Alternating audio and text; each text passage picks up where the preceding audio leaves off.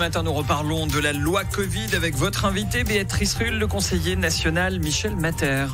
Bonjour Michel Matter. Oui, bonjour. Merci d'être sur Radio Lac ce matin. Cette loi Covid qui est donc combattue de nouveau le 28 novembre prochain, avec en ligne de mire cette fois-ci le certificat Covid qui créerait un autoritarisme sanitaire sur les opposants. C'est ce que nous disait Werner Boxler hier. Il est le coprésident des Amis de la Constitution.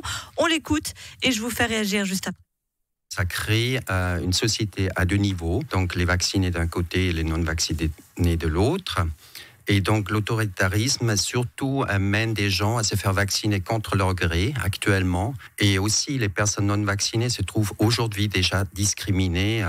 Une société donc à deux vitesses entre les vaccinés et les non vaccinés. C'est un sentiment qu'ont beaucoup de Suisses tout de même. Je peux comprendre le ras-le-bol. On a tous ras-le-bol, on en a tous assez des masques, on a tous assez de devoir prouver en fait quelque chose. Mais c'est comme ça. C'est la pandémie. La pandémie, c'est quelque chose. Mais il y a une société à deux vitesses. Non, je ne crois pas. Je crois qu'il y a un ras-le-bol qui est exprimé. C'est un ras-le-bol qui cristallise. C'est-à-dire c'est un ras-le-bol de plein de ras-le-bol. Des anti-vax, il y en a toujours eu. Des anti-gouvernements, il y en a toujours eu. Et je crois que là, on a une vraie cristallisation. Normalement, on devrait être avec la vaccination dans une société comme la météo du jour, plutôt ensoleillée. C'est-à-dire une société qui peut retourner au théâtre, retourner au sport, retourner à l'événementiel, qui peut avoir des vraies libertés. En étant vacciné, je pense que je me suis offert de vraies libertés dans une période, encore une fois, qui est différente de celle qu'on a vécue jusqu'à maintenant. Ce sentiment quand même que l'on force la population à se vacciner, ça aussi, il est assez constant. On le voit bien, les tests PCR ne sont plus remboursés. Il y a un certain nombre d'endroits qui ne sont plus accessibles si on est dans les faits pas vraiment vacciné. Ça aussi, ça pose question. Werner Boxler l'expliquait, il y a une liberté vaccinale dans la Constitution et là, on a l'impression que c'est un peu dévoyé tout de même. Je crois qu'il faut appeler un chat un chat. Il n'y a aucune obligation. Au jour d'aujourd'hui, il n'y a pas d'obligation. Moi, je suis contre les obligations. Je crois qu'il faut... Même si vous ne pouvez pas faire ceci et cela, etc. Non, je crois qu'on a mis à disposition, des centres de vaccination. On en a créé un à Genève gigantesque. On l'a fait gratuitement. Les gens ont un accès facile. On a mis à disposition des médecins qui ont pris sur leur temps, des pharmaciens, des infirmières, des assistantes médicales. On a fait le job. Ensuite, il y a un choix qui doit être fait. Il y a des tests qui peuvent être faits. Et puis, je crois qu'il faut avancer.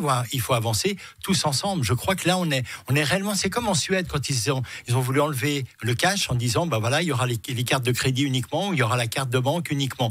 Et bien là aussi, il y a une traçabilité. J'ai pas vu les Suédois venir dire qu'on attentait à leur liberté. Je crois qu'il faut avoir une société qui avance, et la société qui avance, c'est de tourner la page. Il y a trop de souffrance actuellement. Il y a la souffrance des restaurateurs, des commerçants, de tout le monde. Et on voit que c'est lourd. L'impact de cette crise, on le mesurera dans quelques années, parce que il y aura des dégâts, bien évidemment. Donc on essaye de limiter ces dégâts et surtout de tourner la page. Si on peut la tourner rapidement, cette page. Et puis, est-ce qu'on est moins bien que les Portugais et les autres Européens qui nous entourent ? Je crois pas. Je crois que en Suisse, on a un accès privilégié, on a un accès au vaccin. Et puis, allons-y, faisons cela. On va parler justement du traçage. C'est un autre problème qui est suscité qui est soulevé par ce référendum, le traçage des contacts prévus par cette loi, avec la crainte d'une fuite des données. Quand on voit toutes ces affaires concernant justement la sécurité des données et ces nombreuses affaires de cyberpiratage, on peut se poser des questions sur cette sécurité des données. On va pas dire qu'on est 100% sûr que tout soit bien conservé de manière intégrale. Je suis médecin et je peux vous dire que tous les jours de ma vie, les données, c'est la principale chose sur laquelle on travaille. C'est-à-dire que ça, c'est vraiment quelque chose qui doit être gardé en Suisse. Mais est-ce qu'on peut le garantir aux gens qui nous écoutent que leurs données seront uniquement dans les mains des bonnes personnes, j'ai envie de dire ? Au jour d'aujourd'hui, il y a deux intelligences. Il y en a une qui est humaine, il y en a une qui est artificielle. Et ces deux intelligences, si on les met dans les mains de hackers, qui sont eux-mêmes, bien sûr, la personne humaine, avec cette forme d'intelligence artificielle, oui, on peut hacker ou essayer de mettre la main sur les données. Ça fait peur, ça, vous en conviendrez. Les données de santé sont très personnelles. Les données de santé sont très personnelles, mais on a la géolocalisation. Sur votre portable, vous avez la géolocalisation. Les jeunes qui se promènent savent exactement. Oui, je préfère qu'on sache où je vis plutôt qu'on sache que je suis vacciné pour telle ou telle chose. C'est vrai que les données, c'est fondamental. On doit avoir la protection des données dans ce pays. Et on garantit au jour d'aujourd'hui, avec les connaissances d'aujourd'hui, la meilleure protection qu'on puisse avoir.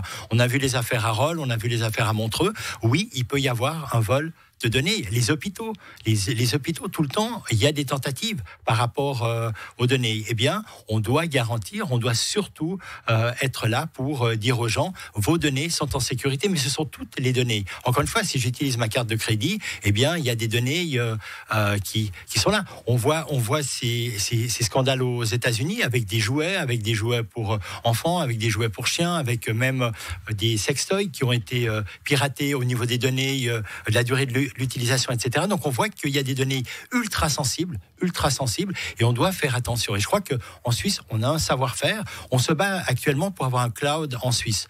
C'est les grandes interrogations actuellement, puisqu'il y a une volonté d'avoir un cloud plutôt aux États-Unis ou chinois.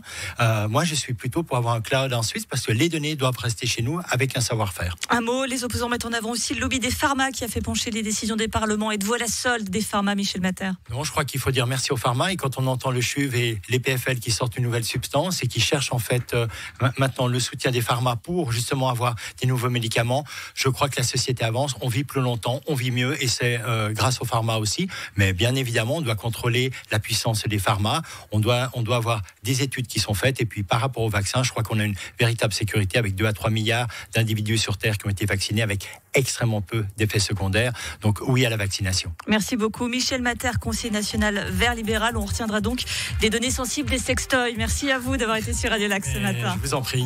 Une interview à retrouver en intégralité et même en vidéo sur la page Facebook de Radio Lac, sur Radio